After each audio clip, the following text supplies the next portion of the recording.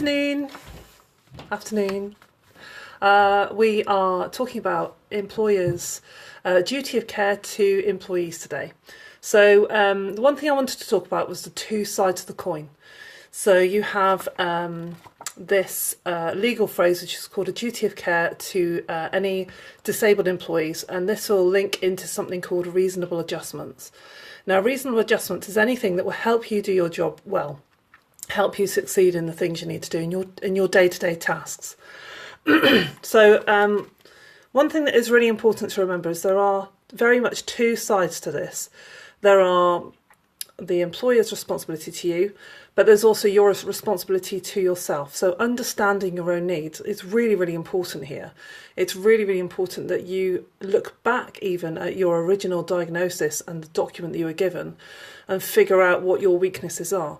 Now, even now, I would say I don't really know myself in every work situation that I go into. It's very much something that I have to figure out within each job. So it can be quite difficult, and sometimes I don't always know what I need. Sometimes I just say, well, I need something like this, or I might need that. It's really important that you're able to go back to your employer and say, I find this task really difficult because this is my suggestion as to how I might change it.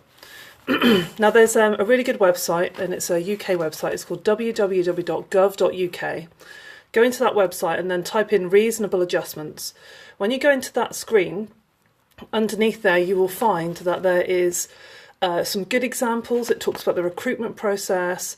It talks about all the things that will affect you in your day-to-day life, and it gives some suggestions of options that are available to you as well.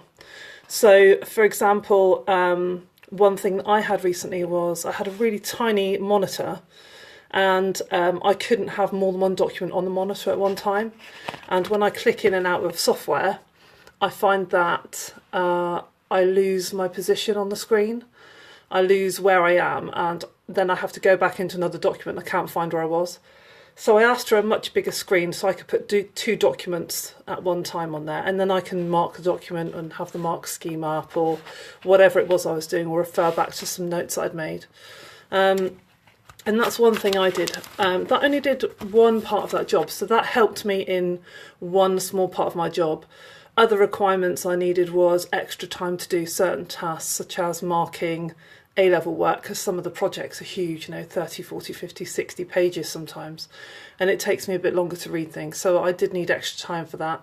And my team were able to help me do that. I didn't really even need to go to HR, they were just supportive and helpful, and they never really questioned anything about it. It is also really important, I think it's important to go into a situation knowing that you are able to say, I can't do this, but I am able to do that. So if you are able to do something really well, it's really good that you can say, well, this is really difficult for me, but I've done this before and I did it last year and it went really well. I'd really like to do more of that. And it's up to them then to make those changes for you and to discuss if that's a possibility. So I think it's really important. For me, it's really important that I feel good about what I'm doing and that I feel confident that I'm contributing to the team or to the workplace in some way. So doing something I'm really good at is helpful. So when you go back to your employer asking for reasonable adjustments, have a discussion with HR one-to-one. Make sure you've got a rep, so a union rep. If you're not a member of a union, I would suggest you do it anyway. I've been a union member for years, right back to when I started working, but I've only needed them once or twice, and mostly just for advice. But it can make the difference between not understanding something, getting stressed, and not being stressed at all. And as soon as an employer understands that a union is involved and they're advising you, I find that the flow of that situation is much easier for everybody. When you go back to HR and have that conversation with them, or personnel, have that conversation, come up with some suggestions. It's absolutely important that you go in there saying, this I think will work for me, but these things are the things I want to trial.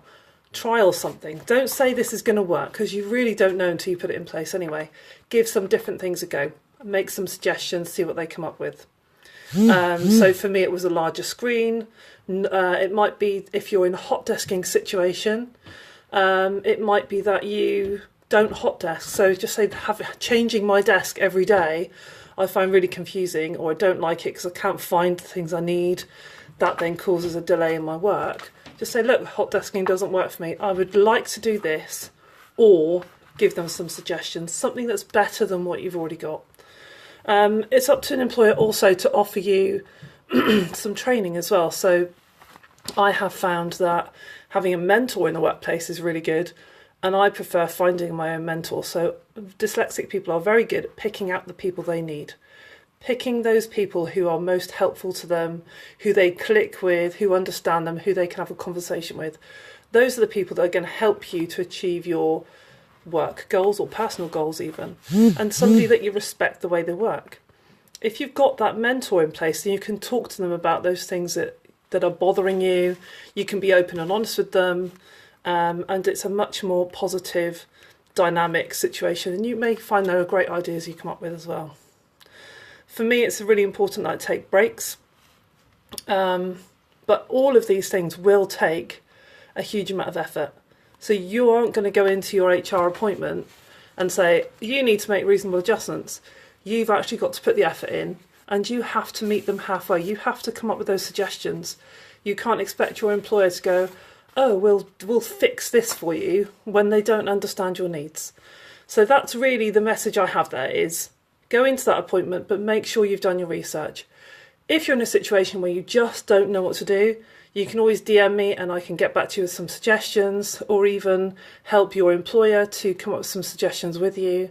There's always that scenario is always possible, but it's really important that you put the effort in.